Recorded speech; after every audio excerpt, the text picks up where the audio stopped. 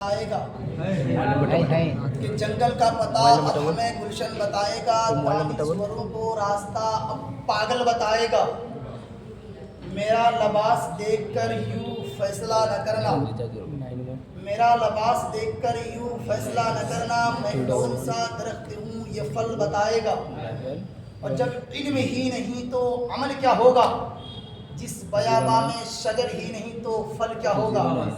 آگے فرماتے ہیں کہ اپنی ہی زمین پہ چلنے کا طریقہ سیکھو، اپنی ہی مٹی پہ چلنے کا طریقہ سیکھو، سنگے مرمر پہ چلو گے تو پھسل جاؤ گے۔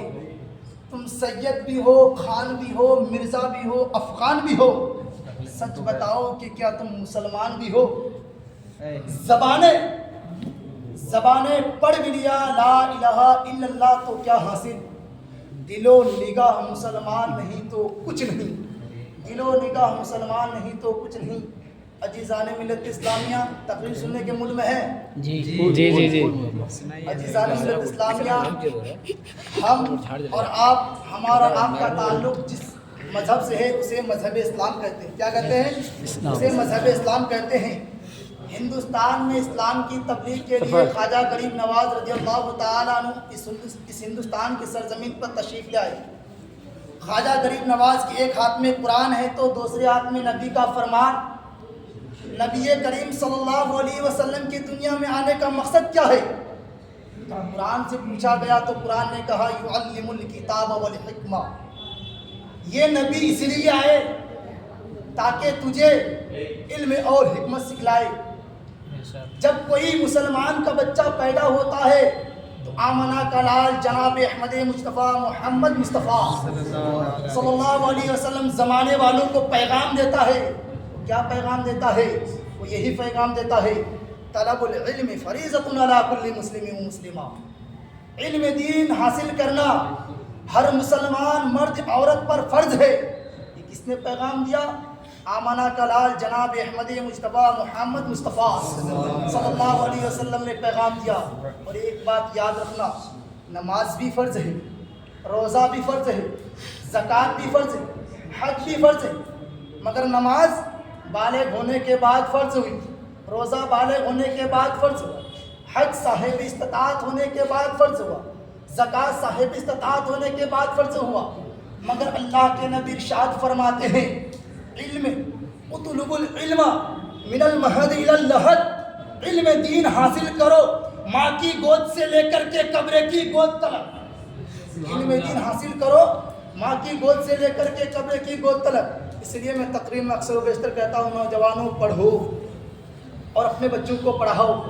اگر تمہیں مزدوری بھی کرنا پڑے تو مزدوری کرو مگر اپنے بچوں کو پڑھاؤ، اگر تمہیں مٹی بھی کاٹنا پڑے تو کاٹو مگر اپنے بچوں کو پڑھاؤ اور پڑھو۔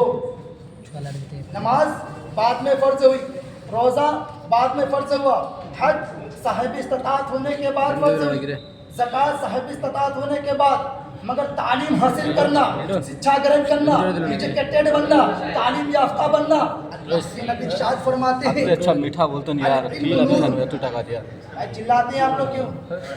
العلم نور، اللہ کے نبی فرماتے ہیں العلم نور، علم ایک نور ہے، علم ایک روشنی ہے، علم ایک پرکاش ہے۔ جہاں علم نہ ہو وہاں اندھیرا ہی اندھیرا ہوگا۔ جہاں جہاں خانقاہیں ہیں وہاں مزاریں بعد میں بنی ہے، وہاں پہ درسگاہ کا وجود پہلے ہوا ہے، خانقاہ کی تعمیر بعد میں ہوئی ہے، مدرسے کا وجود پہلے ہوا ہے۔ آپ تاریخ اسلام کو اٹھا کر کے دیکھو، غوث اعظم کی زندگی کو دیکھو، غوث اعظم کی خانقاہ کا وجود بعد میں ہے، ان کی درسگاہ کا وجود پہلے ہے۔ اجمیر شریف میں جا کر کے دیکھو، غریب نواز کی خانقاہ کا وجود بعد میں ہے، ان کی درسگاہ کا وجود پہلے ہے۔ بریلی شریف میں جا کر کے دیکھو، اعلیٰ حضرت کی خانقاہ کا وجود بعد میں ہے، ان کی درسگاہ کا وجود پہلے ہے۔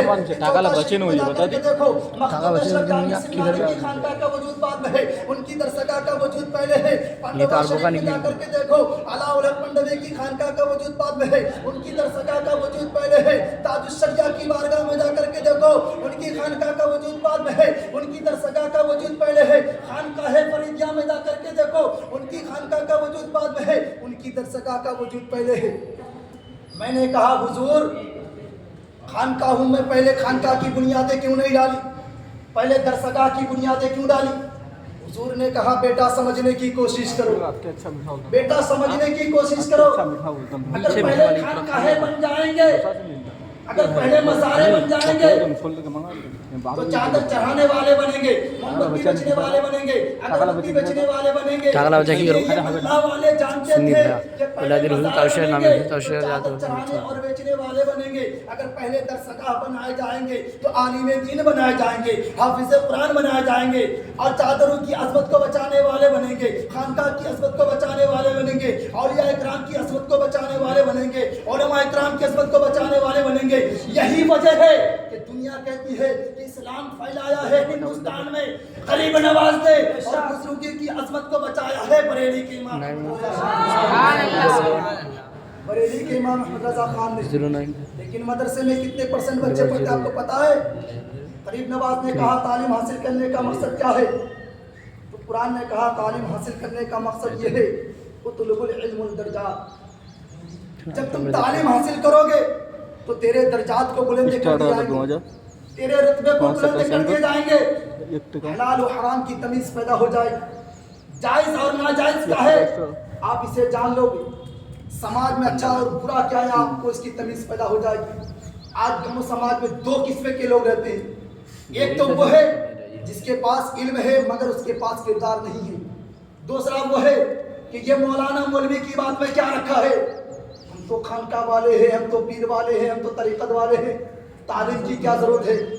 गरीब नवाज के नाम पे जलसा सजाने वालों, गरीब नवाज के चाहने वालों, आओ मैं आपको लेकर के चलना चाहता हूँ ख्वाजा गरीब नवाज की बारगाह में।